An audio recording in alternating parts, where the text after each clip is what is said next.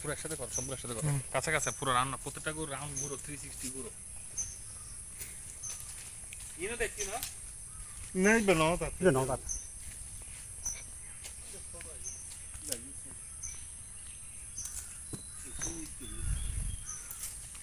বাবু লিবে ইবেল হইতো লিবে ভালো গরু বা মাত্রা আগে তো এক জায়গা এক করে হইতো, এখন আলাদা করে বুঝুন না। এখন ওইসব এখন বর্তমান যুগ নাকি অনর 80 নিচে একবার অন কোরবানি গরুও নি আর ইয়ে তোমার অন কোরবানির গরু 80 নিচে নেই